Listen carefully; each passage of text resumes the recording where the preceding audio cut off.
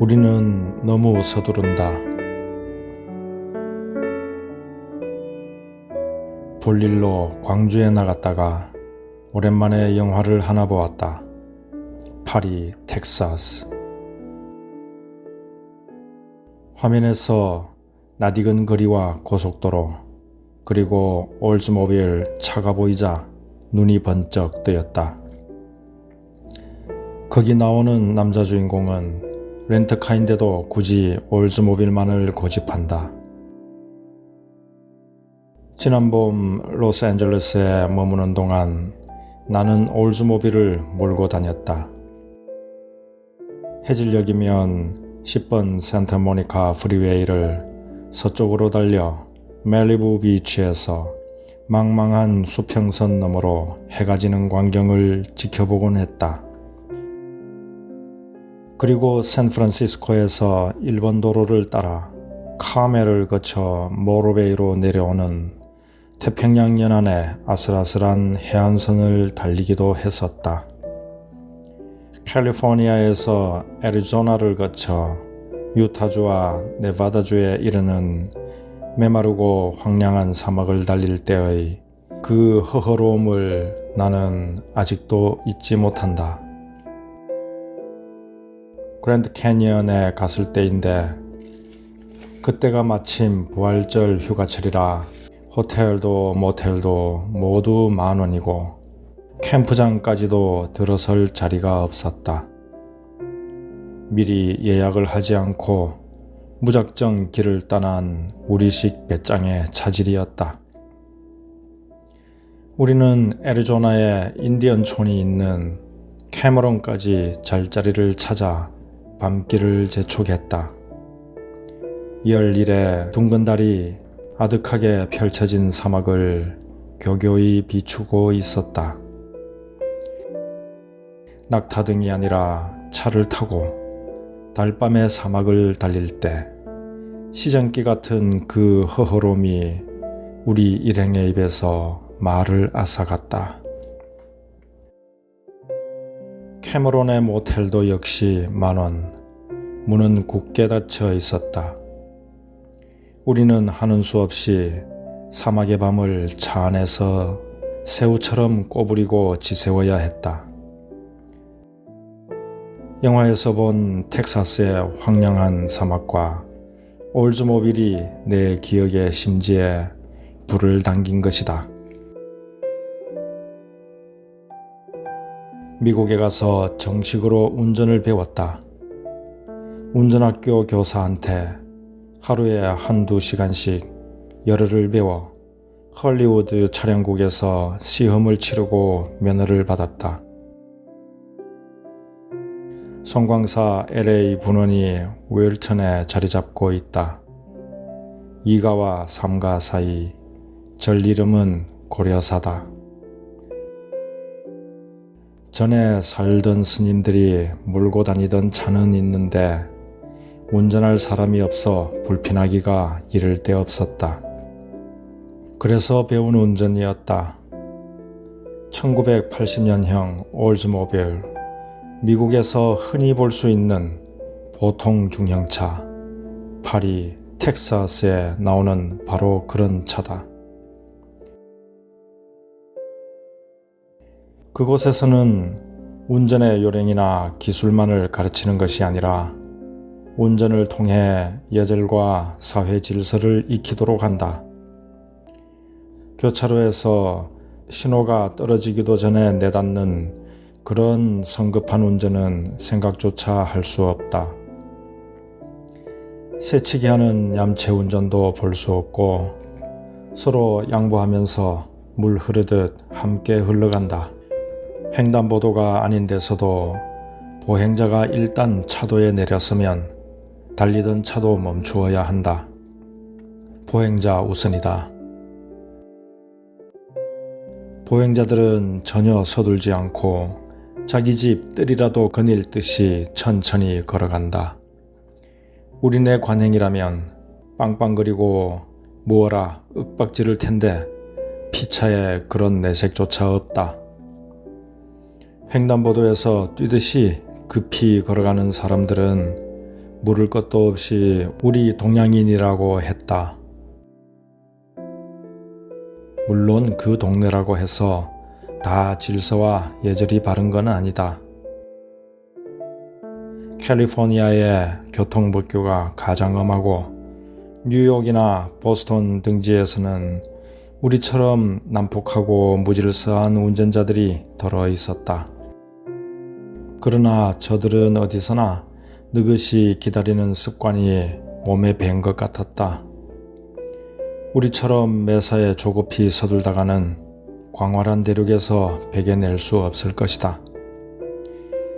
우리네 식성으로 쳐서 아무 먹잘 것도 없는 점심을 먹기 위해 식당 앞에 줄을 서서 1시간 가까이 기다리는 그 인들에게는 혀를 내두르지 않을 수 없었다. 아는 친지들을 만날 때마다 미국에 온 소감이 어떠냐는 질문을 많이 받았다.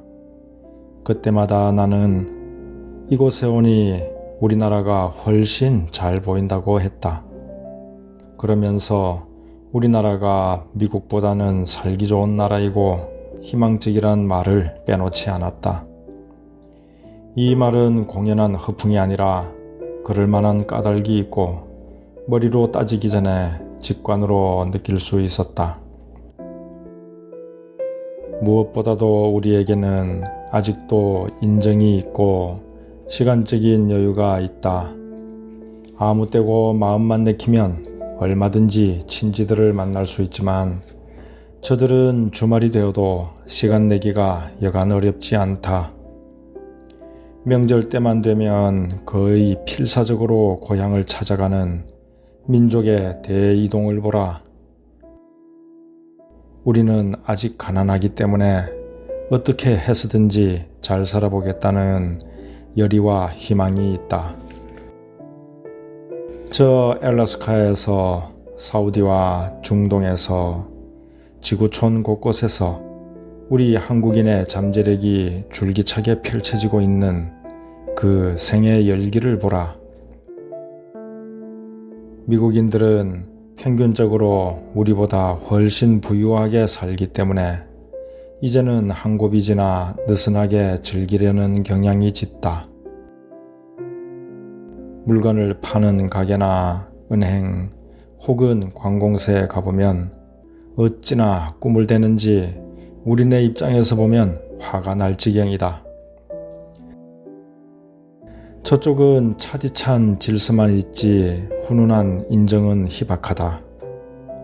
합리적인 사고에 젖은 나머지 비합리적인 정의 여백이 빈약하다. 우리에게는 아직도 엉성한 구석이 있기 때문에 오히려 기댈 때가 있는데 저쪽은 너무 밝게 드러나 이제는 기댈 곳이 없다.